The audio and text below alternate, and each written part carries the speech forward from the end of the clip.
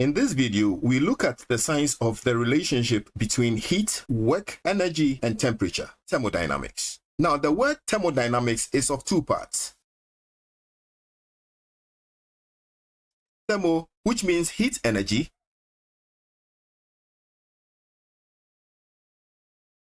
and dynamics,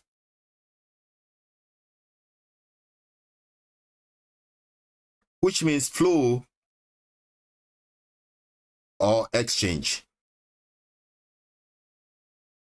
So in broad terms, thermodynamics deals with the transfer of energy from one place to the other and from one form to another. Now, if we are to consider a system as shown in its very simplified form that can consist of one or more substances, which may be liquid, gas, or steam. Now, everything that is not in the system or external to the system is referred to as its surrounding.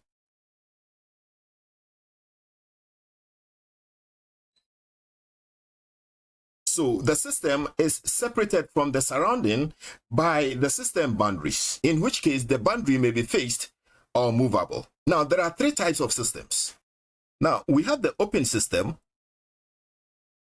where heat energy and matter can exchange between system and boundary. So with the open system, we can have heat energy and matter capable of exchanging between system and surrounding. And here, matter can refer to oxygen or steam. So we can have a closed system where only heat can exchange between system and surrounding. And we can have an isolated system,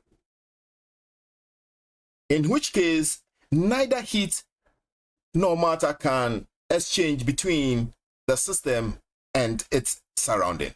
And here, in which case, the total energy possessed by this system can neither be increased or decreased. It remains constant. Now, in thermodynamics, we often talk about the internal energy of the system. Now, this system would have internal energy as a result of the kinetic energy possessed by the molecules of the substance. So the molecules within the system would be in random motion because of the kinetic energy that it possesses. Now, it is important to note that for ideal gases, their internal energy is dependent on the kinetic energy of the molecules only. Because one property of ideal gases is that there are no forces of attraction or repulsion between the molecules of the substance. And without forces of attraction or repulsion, the molecules cannot bond together. And potential energy, therefore, cannot be stored within their chemical bonds. The internal energy for real gases, however,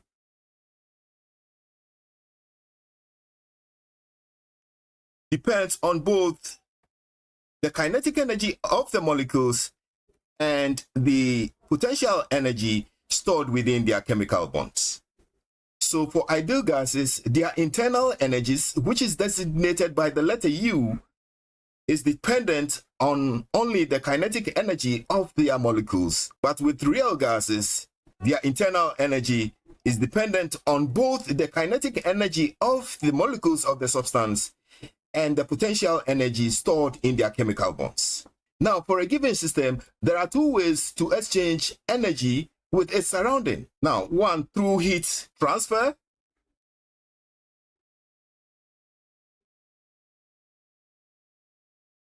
which is designated delta Q, and two through work done by the system on the surrounding or by the surrounding on the system. So through work done, and designated delta W. Now, symbolically, delta U is given by delta Q plus delta W, which means that the internal energy of the system can change depending on the amount of heat transfer that occurs between the system and its surrounding and the work done by the system on the surrounding or on the system. So in this video, we focus on the introductory part of the first law of thermodynamics, which basically involves the exchange of heat energy between the system and its surrounding, and defined as The total change in internal energy of a system capable of doing work is the sum of the energy added to the system and the work done by the system on the surrounding. So when energy is supplied to the system, the energy is not lost. It is used to increase the internal energy of the system and partly to do work on its surrounding. And also, if we are to relate the first law of thermodynamics and the law of conservation of energy, fundamentally follow the same principle. It is important to note that energy lost by the system is gained by the surrounding, and that gain by the system is lost from the surrounding, showing conservation of energy. So if we are to consider the system and the surrounding setup as an isolated system, so that a certain constant amount of energy is trapped between the system and its surrounding, which is exactly what the law of conservation of energy is all about, that the total energy of an isolated system remains constant. And that energy is neither created nor destroyed. It can only be transformed from one form to the other or transferred from one system to the other. So in a way, the first law of thermodynamics is merely the law of conservation of energy as applied to thermodynamic processes. It is important that we take note of the sign conventions as applied to thermodynamics. Now, when heat is absorbed by the system, the process is considered to be an endothermic process. Delta Q is assigned positive.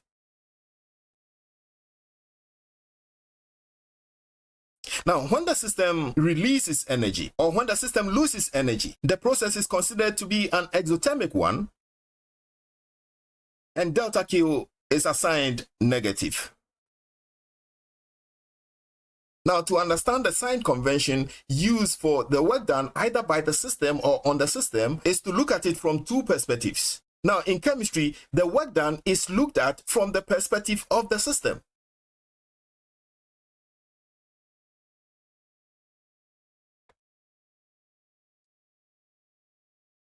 But in physics, the work done is looked from the perspective of the surrounding.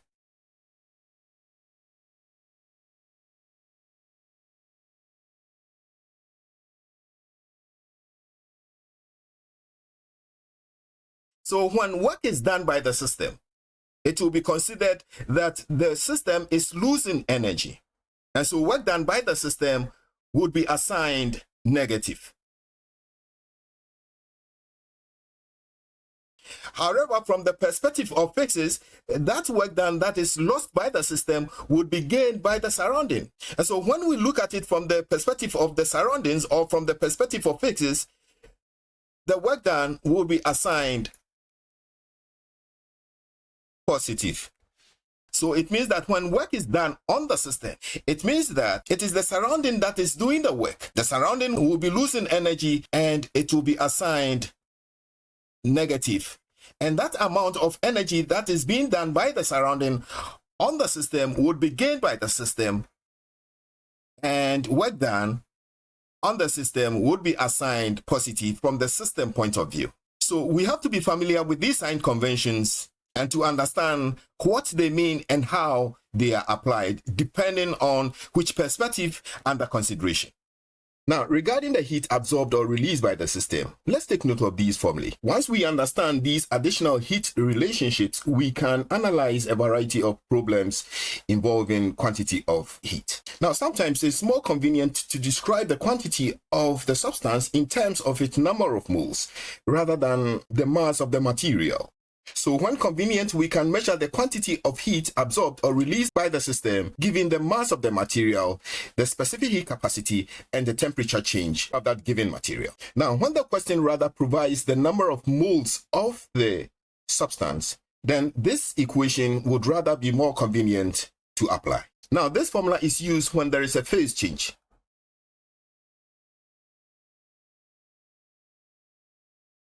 Or phase transition.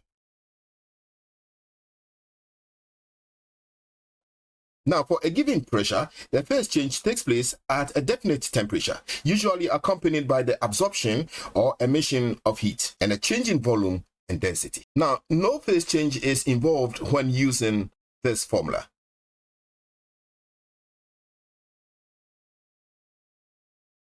And equally, no phase change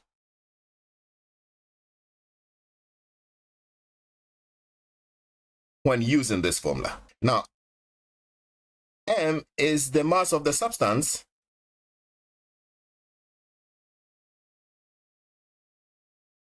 small c is giving us the specific heat capacity,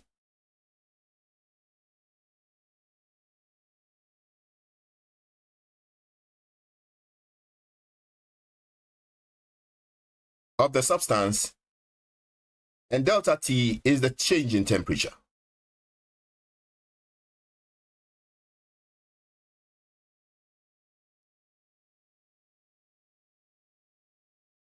Now, with this expression here, N is the number of moles.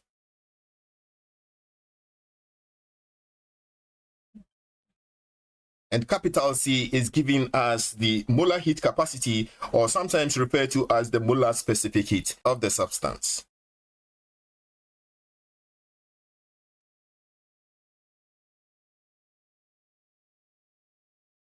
Now, capital L, depending on the phase change, is the latent heat of fusion or vaporization of the substance.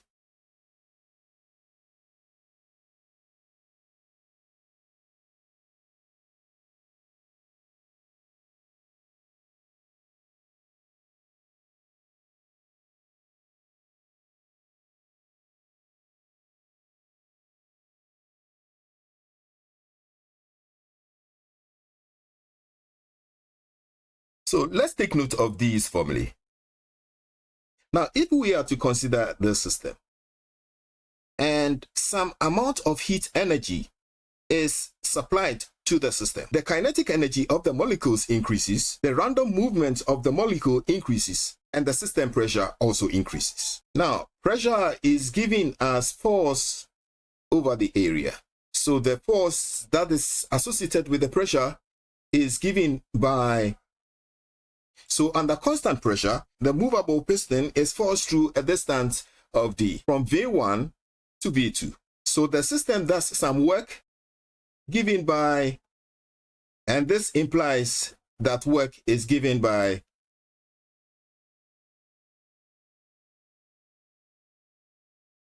now, when there's a slight change in the volume of the system, it will mean that,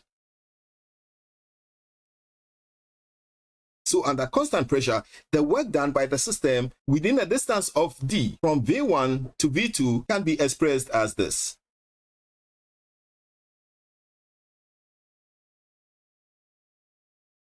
So under constant pressure, given the change in volume, the work done by the system can be determined. And if we are to draw a pressure volume diagram, the work done by the system would be considered as the area under the curve.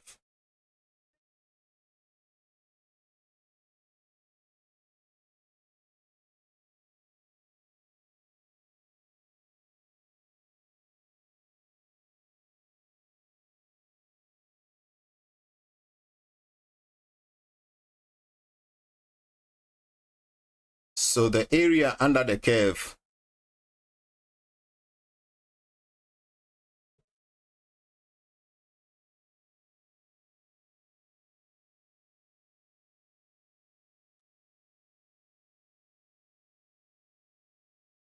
from V1 to V2 will be considered as the work done by the system. So let's take note of that. Now, regarding a given system, the internal energy of that system will be given by the kinetic energy possessed by the molecules of that system and the potential energies stored within their chemical bonds. Now, it is important to note that with ideal gases,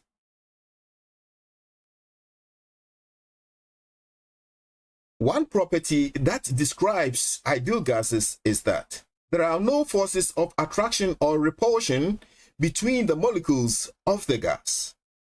And for that reason, they would have no potential energies stored up within their chemical bonds.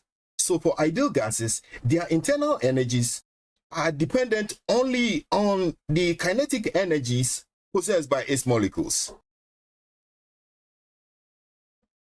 For real gases, their internal energies depends both on the kinetic energy of the molecules and potential energies stored in their chemical bonds. Now, let's recall this formula.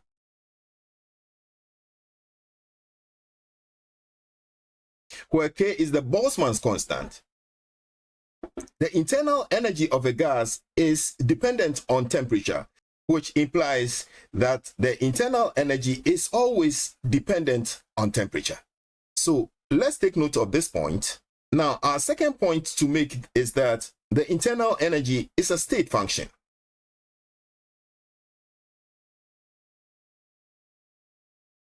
So it means that the change in internal energy is dependent on the final internal energy and the initial internal energy of the system. So, for example, if we have a pressure volume diagram,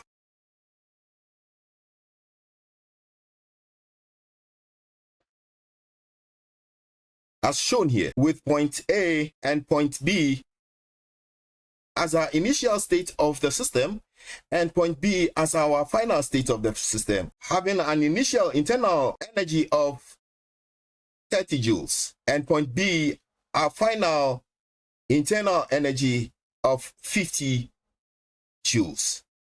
We can have this initial pathway. The process can have a second pathway and a third pathway. So this process can have three pathways: pathway 1, 2, and 3.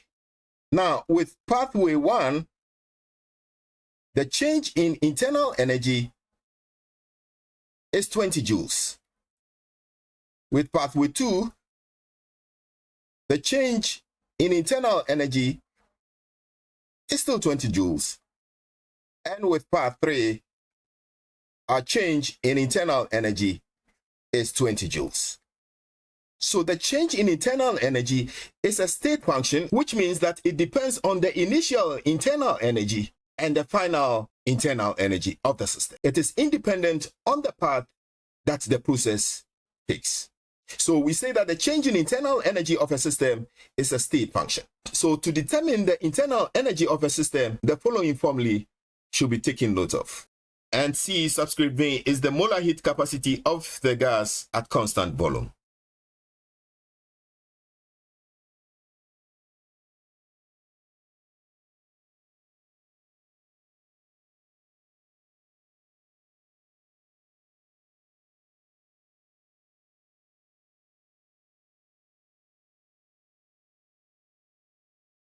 N is the number of moles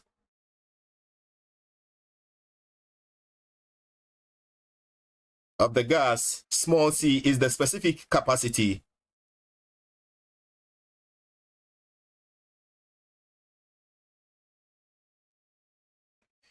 of substance. So let's take note of these formulae. Now let's take a look at these two definitions. The molar heat capacity at constant volume, designated CV, and the molar heat capacity of the gas at constant pressure, designated CP. Now when we have 1 mole of a gas and we supply some little amount of energy to this system, which causes the temperature of the system to increase by 1 Kelvin or 1 degree Celsius at constant volume, then that amount of heat that is supplied is known as the molar heat capacity of the gas. So if we have 1 mole of a gas in this cylinder and we make sure that the volume of this cylinder is kept constant and a small amount of heat energy is supplied, which causes the temperature of that 1 mole of that gas to increase by 1 Kelvin or 1 degree Celsius, then that amount of heat energy supplied is known as the molar specific heat capacity of the gas and expressed as such. Now, symbolically,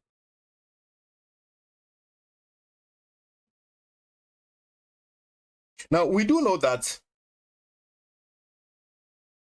so if the system is kept constant, it means that, and that would imply that the work done by the system is 0. So at constant volume, that amount of energy that is supplied to the system goes to increase the internal energy, and it is expressed as such.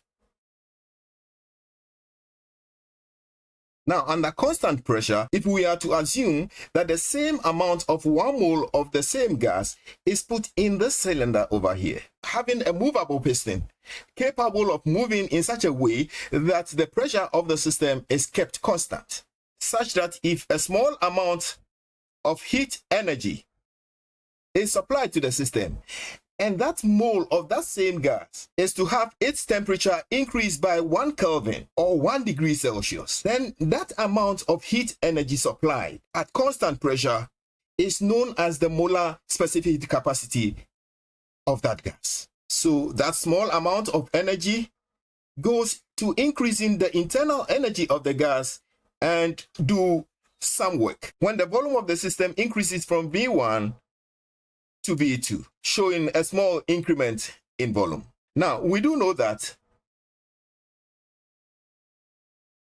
Now, using the ideal gas equation,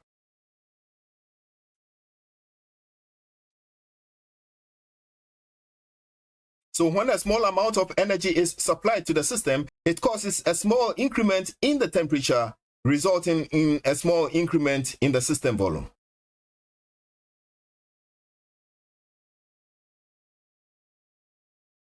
So under constant pressure, that small amount of energy supplied is given by this expression over here.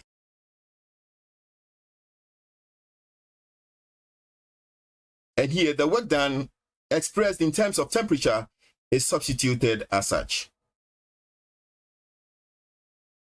Now, for ideal gases, one of its properties is that their internal energies is dependent on kinetic energy of their molecules only, and on temperature only, and can only be determined by temperature and not on pressure or volume. So it doesn't matter if we're dealing with a process which involves constant pressure or a process which involves constant volume. So for an ideal gas, given the same change in temperature and considering the same amount of a certain gas, so if this equation is valid for a particular process, that is under the process of constant volume, then this same expression for the internal energy should be valid for an ideal gas for every kind of process with the same change in temperature. So it will be valid to rewrite this equation as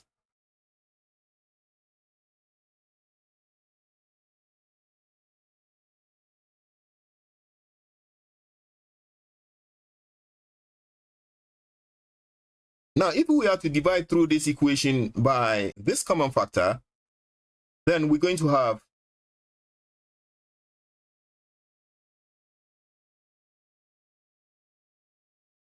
now the molar heat capacity of the gas at constant pressure is greater than the molar heat capacity of the gas at constant volume, because at constant pressure, the system has to do extra work, increasing the volume of the system from V1 to V2. Now, the difference between these two principal specific heat capacities of the gas is given by the ideal gas constant. R is given as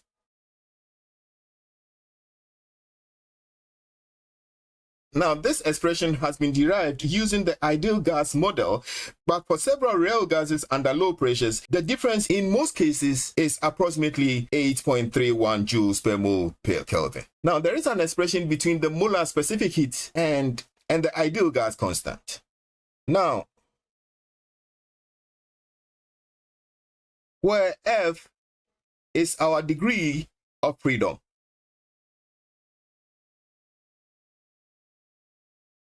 of the gas. Now, for monoatomic gases,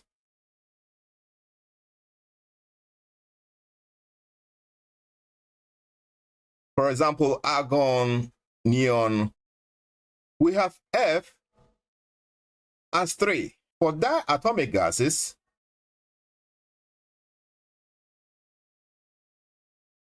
for example, nitrogen, hydrogen, we have F as 5, and for polyatomic gases,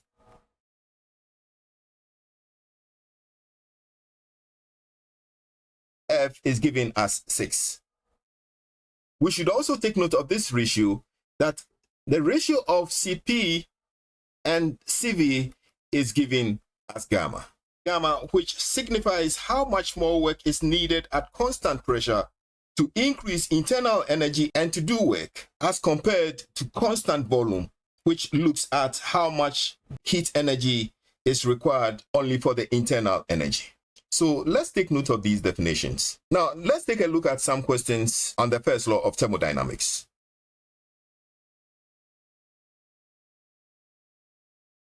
Now, let's calculate the change in internal energy of this simple question. Now, for our first law of thermodynamics, we say that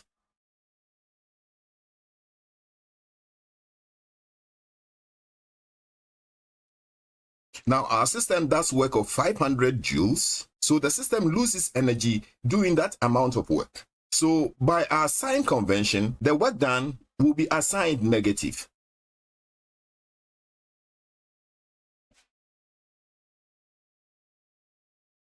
And at the same time, the system loses 200 joules of heat. So delta Q would also be assigned negative.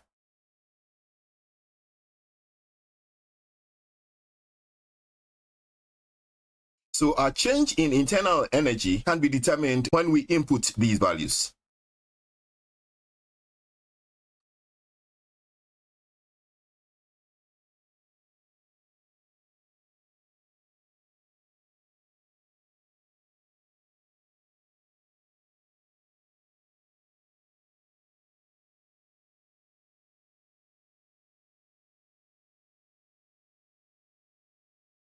So our internal energy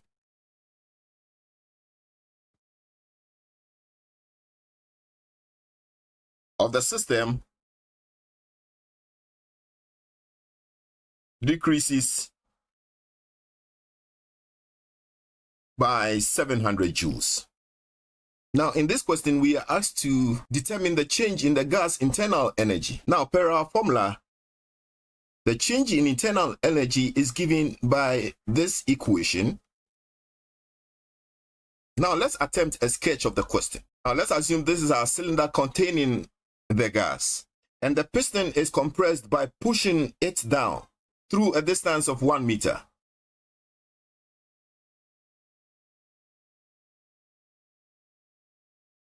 With a constant force of 900 newtons. Now, heat of 1,575 joules is removed from the system, so delta Q will be assigned negative, because the system will be losing that amount of energy.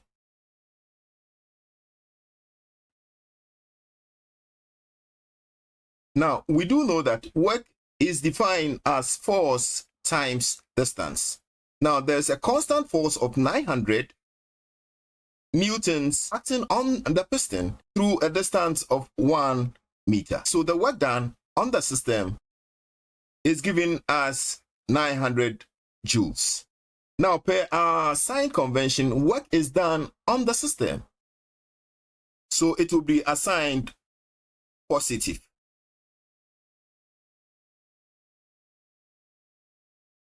So our change in internal energy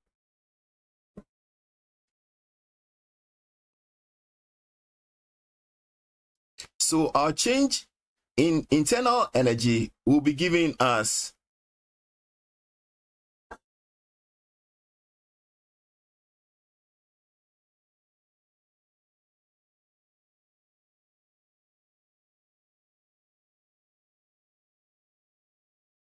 our internal energy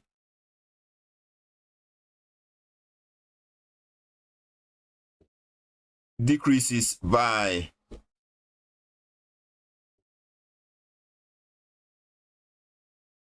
joules. So that is the answer.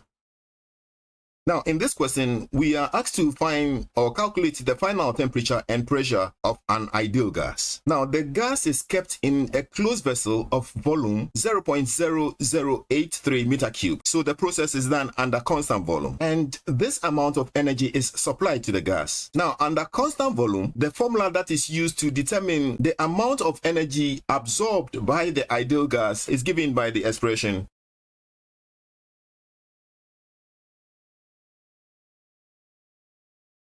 and that amount absorbed by the gas is 2.49 joules. Now, in order to be able to determine the change in temperature of the system, we need to determine the number of moles of the gas and the molar heat capacity of the gas at constant volume. So let's apply the ideal gas formula. Now, the volume of the gas has been given as the pressure of the gas and the initial temperature of the gas has been given as. So we can use this to determine the number of moles of the gas.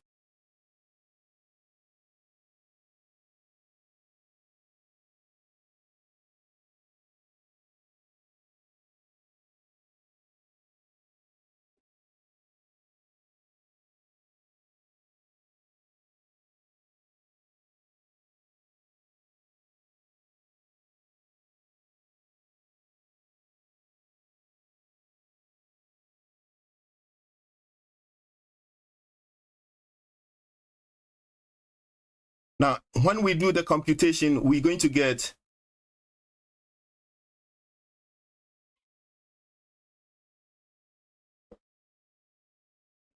so the number of moles of the ideal gas is 16 over 3 moles. Now, let's take note of the fact that 1 Newton meter is equal to 1 joule. So this will cancel out over here and we'll be left with moles.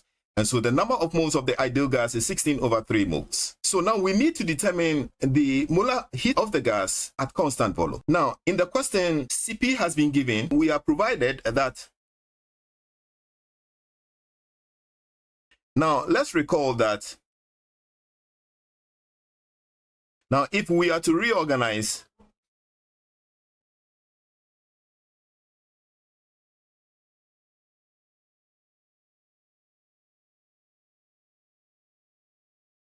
so we have an expression for Cv, and we know the number of moles of the ideal gas.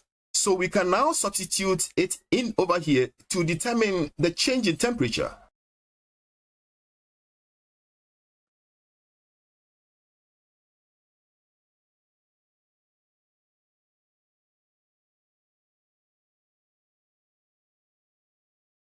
So this 3 will cancel here, and we're going to have 8 here. So our change in temperature would be given as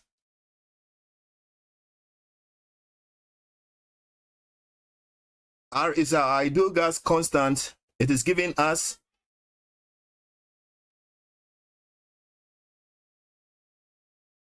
then we have 8. So our mole will cancel out, our joules will cancel out. So our change in temperature when computed, 375 Kelvin.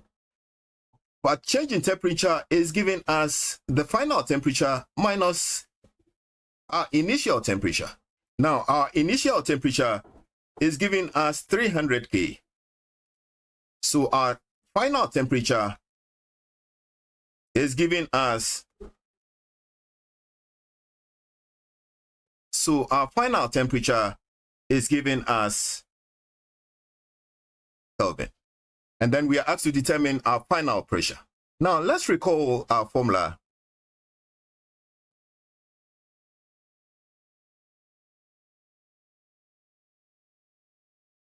Now under constant volume, V1 and V2 cancels out. Our final pressure will be given as, now P1 and T1 has been provided here as 300 K and 1.6 times 10 exponent 6 Newton per meter squared. And our T2 is here referred to as our final temperature is given as 675 K. So when we do our input, our final pressure is given as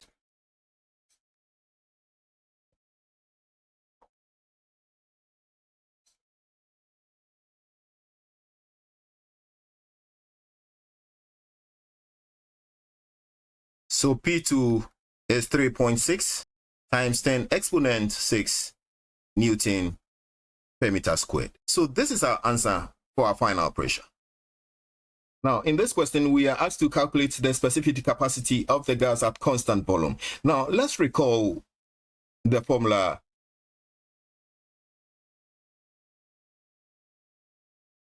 And we are asked to determine the molar heat capacity of the gas at constant volume. We've been given the ideal gas constant, which is 8.31 joules per mole per Kelvin. And we've been given the specific capacity of the gas at constant pressure as 6.85 calories per mole per Kelvin. Now, in this question, just take note of the units.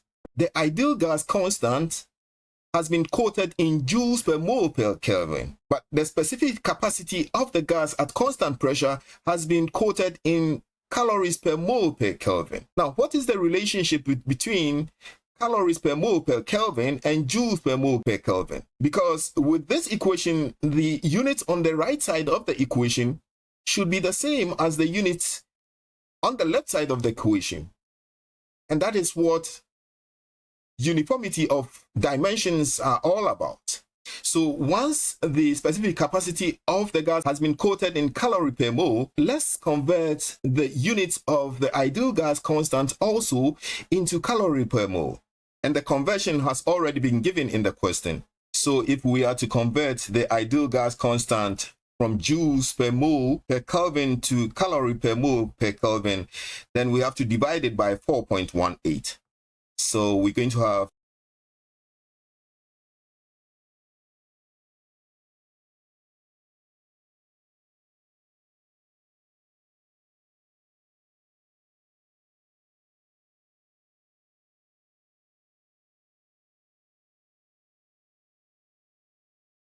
so having dealt with the unit, we can now determine the molar heat capacity of the gas at constant volume, which will be given by. Now, from the question, Cp has been given as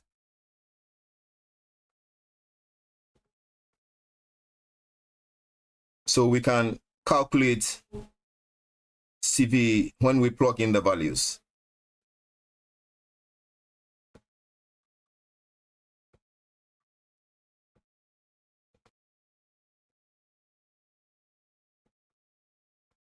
So we're going to have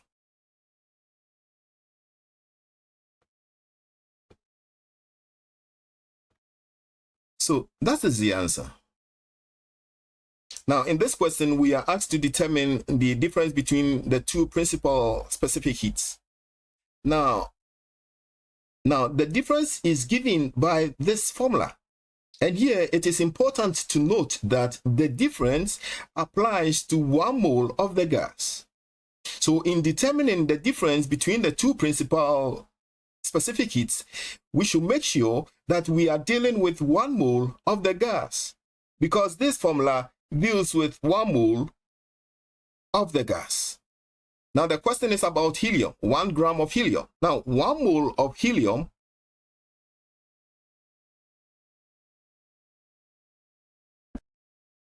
is 4 grams. So 1 gram of helium is 1/4 moles. That is 0.25 moles.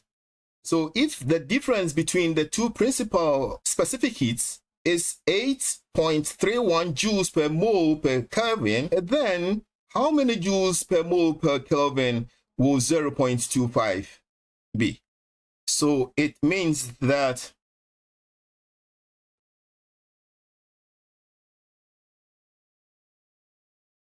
then what will be the difference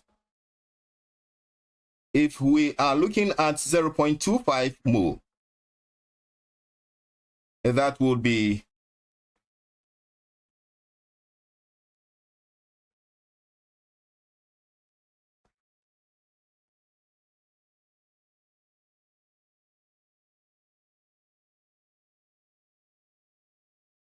so the difference in the specific capacities for helium for 1 gram would be given by 2.08 joules per mole per Kelvin. And if we want to calculate the difference in calorie per mole per Kelvin, then we can divide this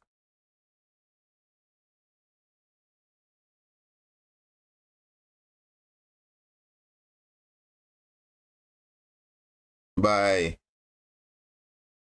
4.186 joules per calorie to get 0.496 calorie per mole per Kelvin. Approximately 0.5 calorie per mole per Kelvin. So that is the answer. Now, in this question, we are expected to find the change in internal energy of the system. Now, water is being converted to steam over here. Now, let's understand a few things over here. Now, we can have three phases of water: in the solid form as ice, in the liquid form as water, and in the gaseous form as steam. Now, there could be a phase change between ice and water, in which case we can have ice at 0 degrees Celsius and water at 0 degrees Celsius. And there could be a phase change between water and steam. So we can have water at 100 degrees Celsius and steam at 100 degrees Celsius. So this exercise is about the phase change between water at 100 degrees Celsius and steam at 100 degrees Celsius. Now, let's recall our first law of thermodynamics.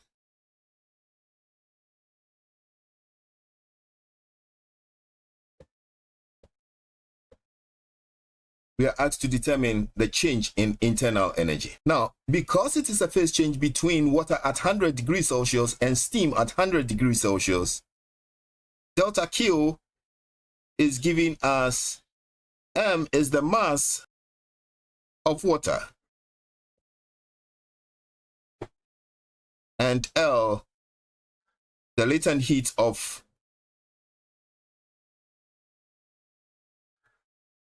steam. The mass of water is 1 gram, and the latent heat of steam is giving us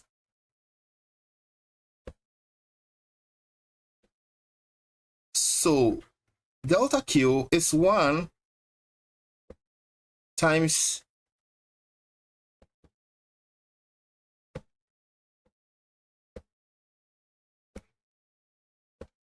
joules.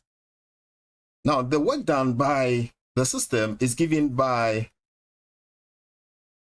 P is the pressure, and is given by 1013 times 10 raised to the power 5 newtons per meter squared. Now, the mass of water is 1 gram. Now, with the density of water as 1 gram per centimeter cube, that means that the volume of water would be given by 1 centimeter cubed.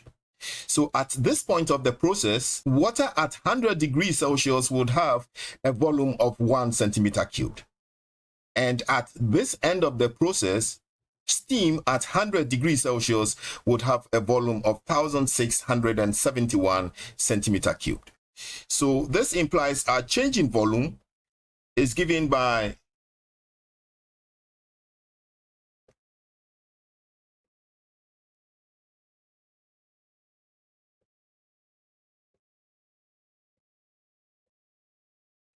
so it means that work done by the system is given by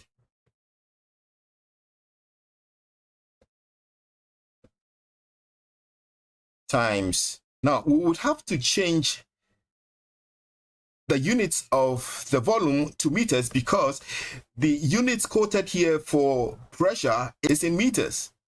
So we would have to convert the centimeters to meters in order for us to have uniformity of units. Now, let's take note that 1 centimeter cubed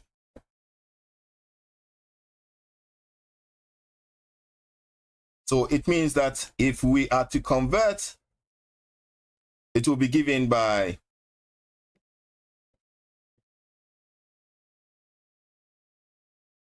so now we can now substitute this into our calculation.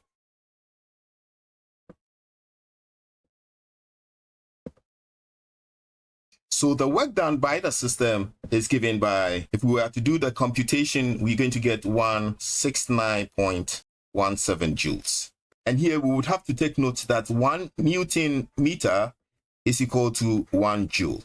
Because if we are to consider the units of pressure, it's Newton's volume, that is meter cubed. So eventually we're going to, 2 is going to cancel out, we're going to have 1, and that would be the units that will be left. But 1 Newton meter is equal to 1 joule. So we convert it into the joules. So we can now compute for the change in internal energy as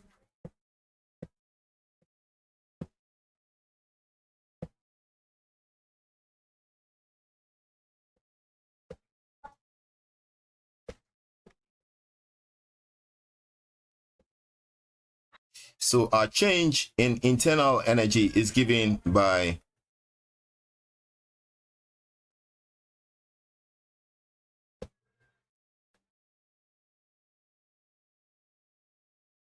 so that is our change in internal energy, and that is our answer. For this question, we are expected to determine the change in the internal energy of a system that contains 1 gram of water at 0 degrees Celsius and normal atmospheric pressure when it increases from 1 centimeter cubed to 1.91 centimeter cubed on freezing. Water can be in 3 forms. We can have the solid form. It can be in the liquid form, which is water, and it can be in the gaseous form, which is steam. We can have a phase change from solid to liquid, that is from ice to water, and vice versa. And we could also have a phase change from liquid to the gaseous form, from water to steam, or vice versa. Now, this question relates to the phase change between the liquid form of water and the solid form of water. So we can have ice at 0 degrees Celsius, and we can have water at 0 degrees Celsius. We can have water at 100 degrees Celsius and steam at 100 degrees Celsius. Now, this question relates to this phase change where water at 0 degrees Celsius freezes to ice at 0 degrees Celsius. So when the process happens to be in this direction, it will be considered to be an exothermic reaction, which would involve the system losing energy. When the process is in this direction, it involves an endothermic reaction, which would involve the system gaining energy. So in this question, we have water at 0 degrees Celsius freezing to ice at 0 degrees Celsius. Now, let's recall the formula that relates to the first law of thermodynamics.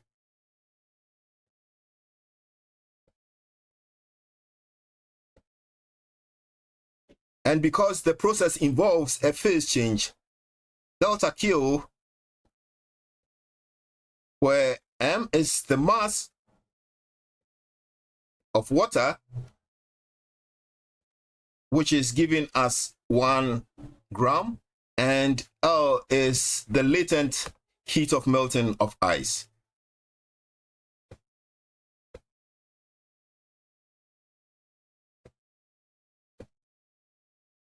Which is given as 80 calories per gram. And because the process is an exothermic reaction, water will be losing heat energy to the surrounding. So the energy loss will be assigned negative. That is 1 gram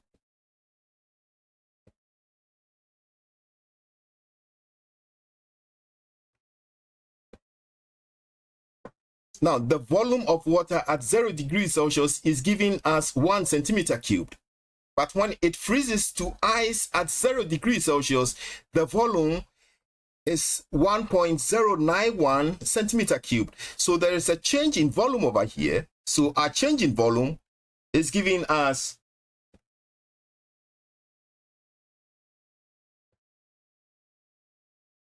which is now, since the pressure has been given in newtons per meter cubed, let's convert this 0.091 centimeter cubed to meter cubed. Now, 1 centimeter cubed is given as,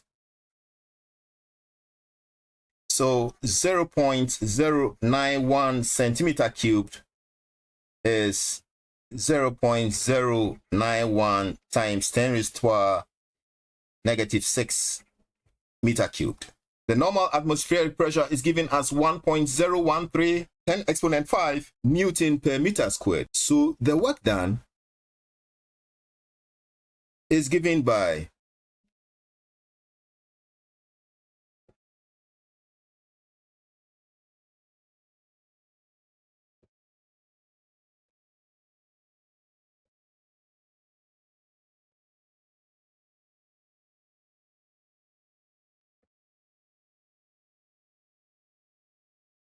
So the work done, 0.0092 joules, or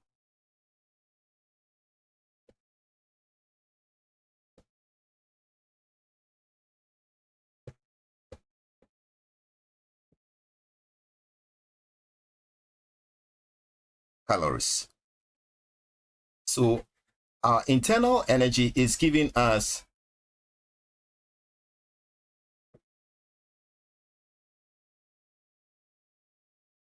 so delta Q is negative 80. What about delta W?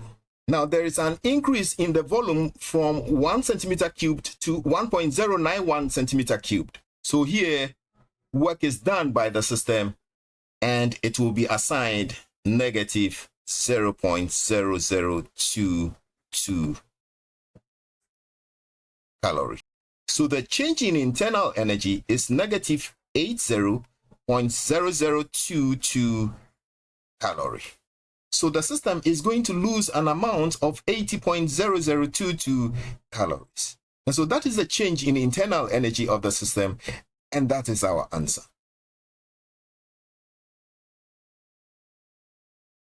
Now, in this question, we are asked to determine the change in internal energy and the work done by the system when its temperature increases from 20 degrees Celsius to 120 degrees Celsius at constant volume.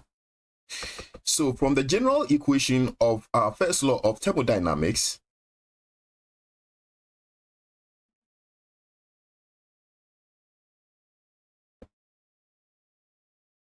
but we do know that to calculate delta Q is given by the formula where N is the number of moles, and in the question, N has been given as 2. Now, the molar heat capacity of the gas at constant volume is given by the formula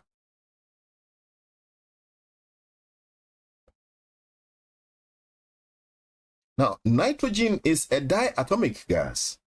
Nitrogen is a diatomic gas.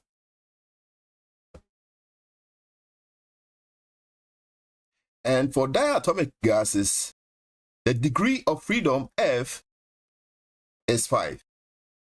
R is our ideal gas constant, which is given as 8.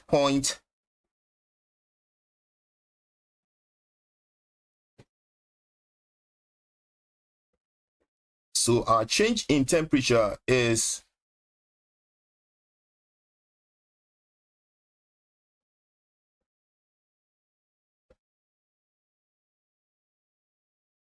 or if we are to do our calculation in Kelvin, 120 degrees Celsius is 393.15 Kelvin, and 20 degrees Celsius is 293.15 Kelvin. So the difference is still going to remain 100 Kelvin. So if we are to plug in these values, delta Q will be given by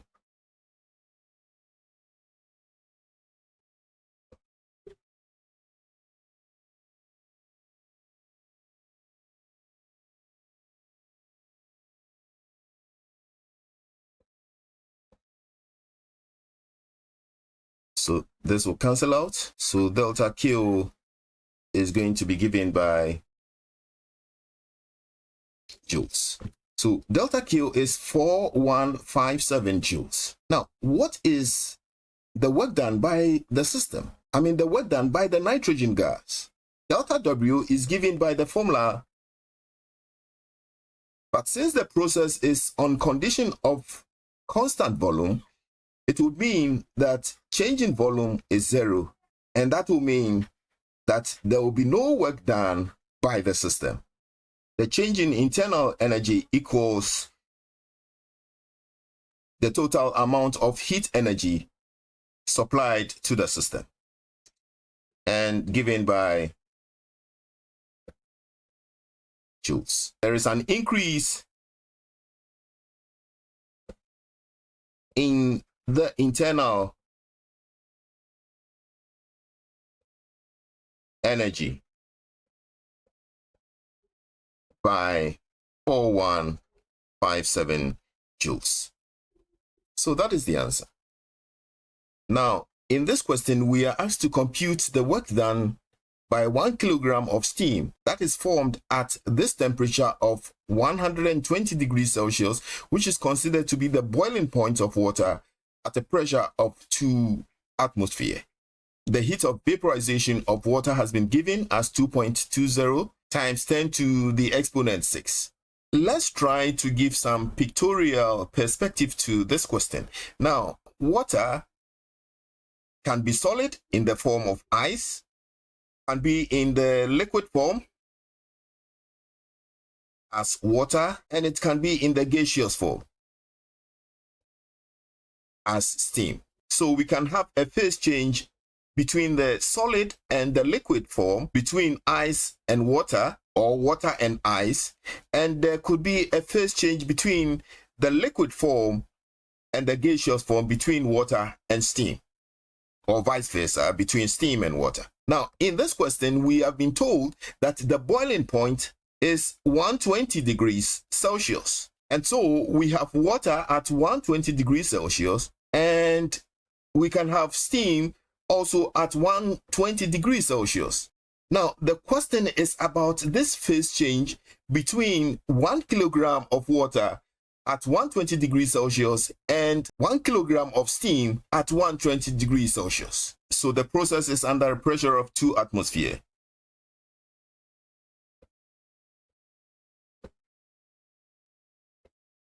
Now, 1 atmosphere is the same as 101325 Pascal, or 101.325 kilopascal. Now, during this phase change, there is an increase in volume.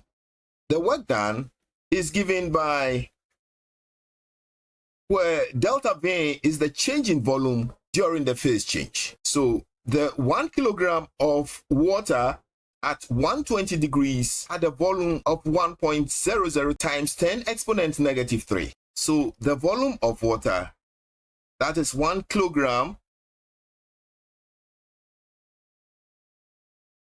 is given as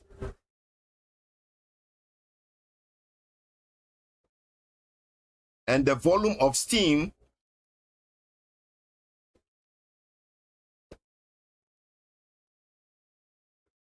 is given as. So what is the change in volume? The change in volume is going to be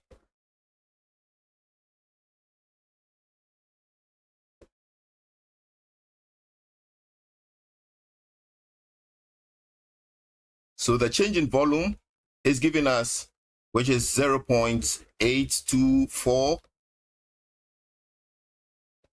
0.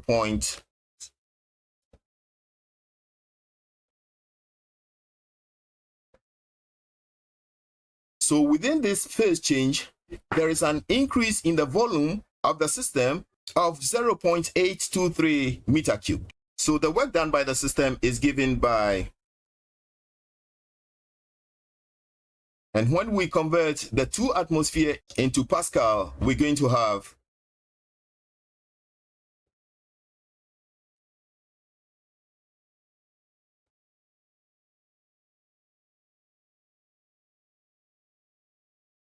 so we can now plug in the figures.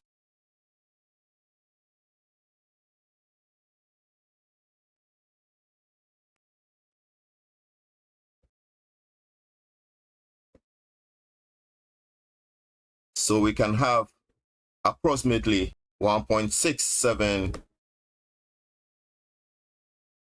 joules. So this is the work done by the steam at that temperature. Now, the second part of the question, we are asked to determine the increase in internal energy of water.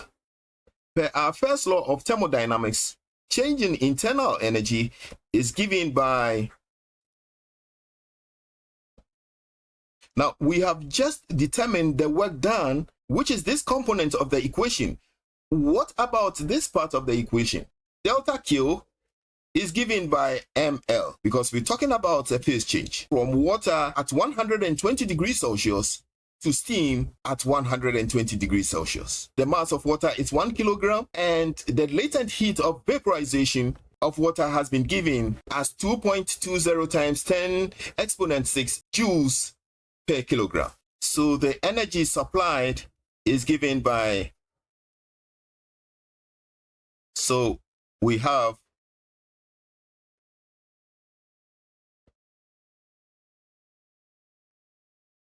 So now the internal energy increase can be computed when we input our values for delta Q and for delta W. But because this amount of energy was gained by the system, it will be assigned positive.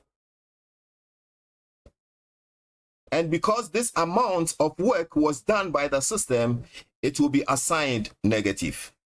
So we can now input the values in to determine the change in internal energy.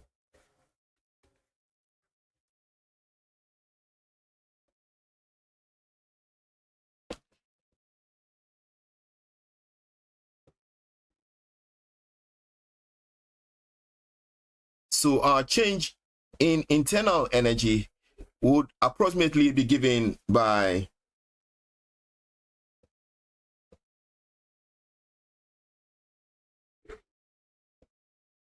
So that is the work done by the system, and that will be the change in the internal energy. And because it is positive, there's going to be an increase in the internal energy.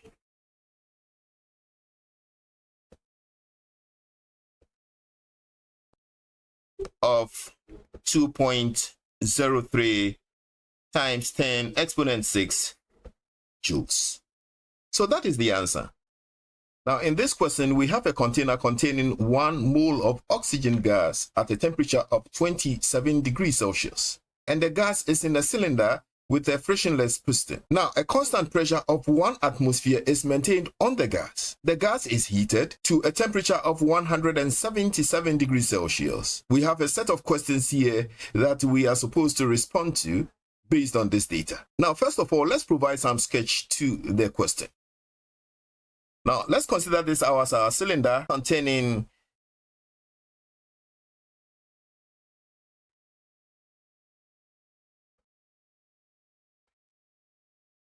some oxygen gas in there. So for the A part of the question, let's draw the PV diagram representing the process.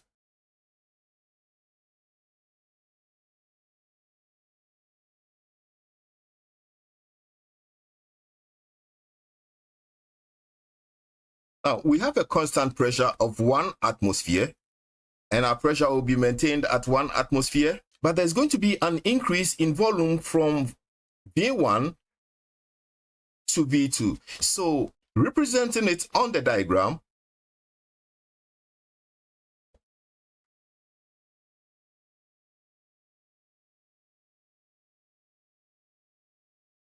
and this portion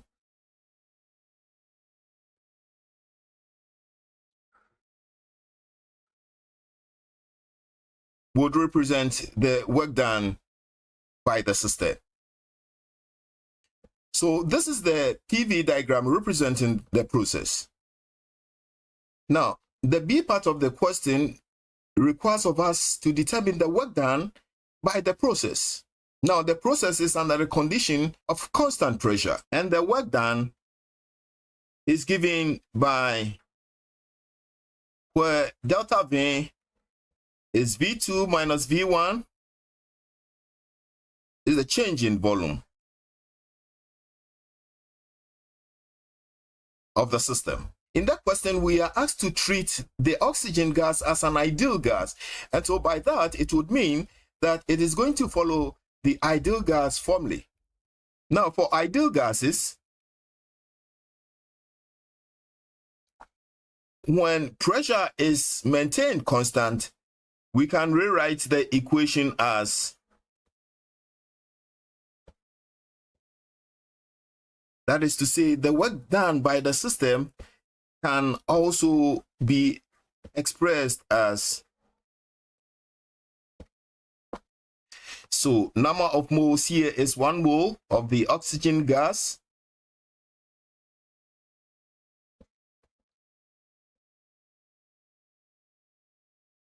R is the ideal gas constant, which is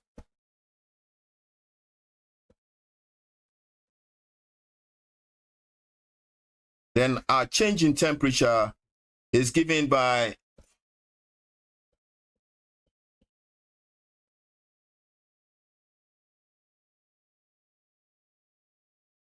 or if we want to calculate in Kelvin,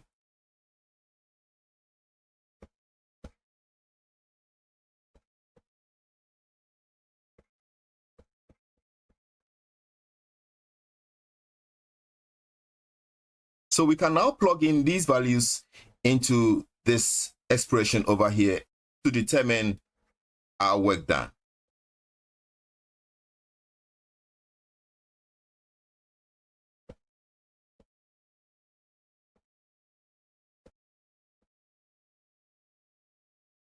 So our work done, our moles cancel out, Kelvin will cancel out over here.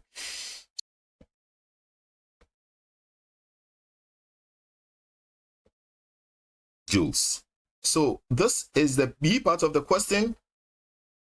For the C part of the question, now this is a system of oxygen gas. Now the work is done by the system in pushing the piston from V1 to V2, and work done by the system is done on the surrounding. So with the C part of the question, work is done on the surrounding.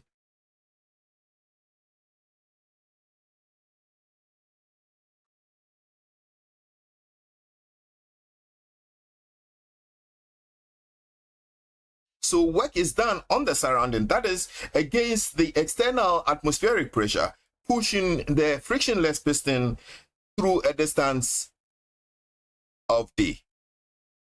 Now the D part of the question, what is the change in internal energy of the gas? Now oxygen is a diatomic gas. And for diatomic gases, their molar specific heat capacity at constant volume is given by, and since in the question the oxygen gas should be treated as an ideal gas, now with ideal gases, it is assumed that their internal energies is dependent only on the kinetic energy of the molecules of the gas and not on their potential energies. And so the internal energies of ideal gases is dependent only on temperature, given by, so we know the number of moles of the oxygen gas, and the molar heat capacity of the gas can be determined by this expression over here.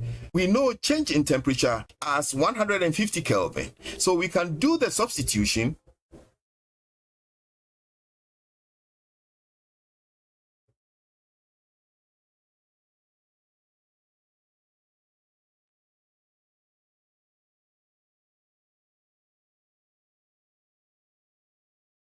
And our change in temperature is 150 Kelvin.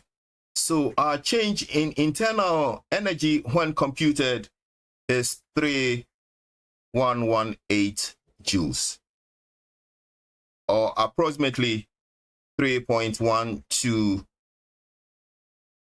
times 10 exponent 3 joules. Now, for the E part of the question, we are asked to determine how much heat is supplied to the gas. Now, from First Law of Thermodynamics, we do know that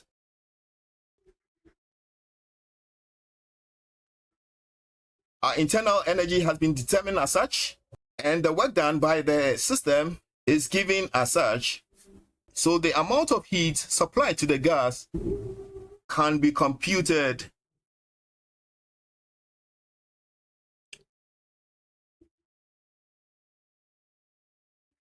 So work done is done by the system, so it is assigned negative. And so the amount of energy supplied to the gas is given by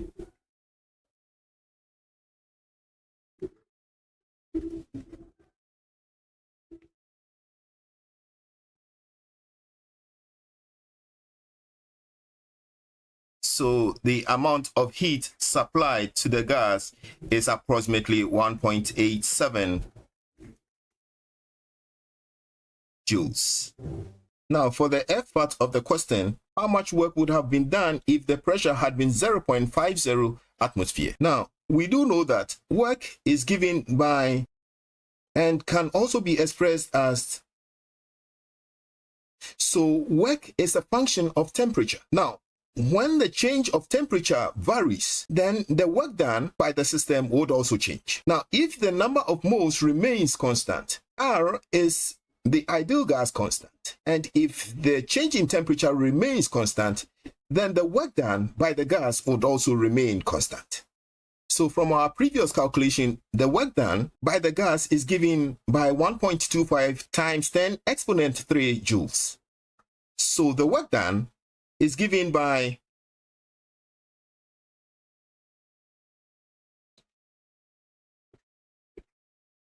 So once the change of temperature remains constant, the work done 1.25 times 10 exponent 3 also remains constant. However, if there is a decrease in the pressure to 0.50 atmosphere, then there should be an increase in the volume of the system in order to compensate for the reduction of the system pressure. So when P is 1 atmosphere, this would imply the change in volume would be given by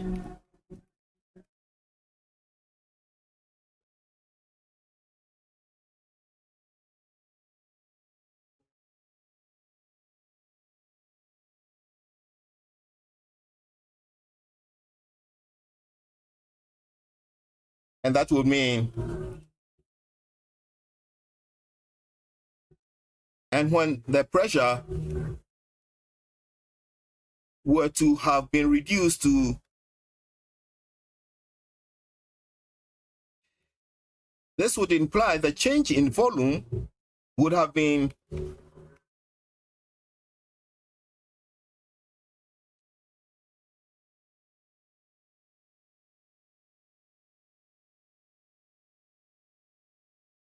and that would have been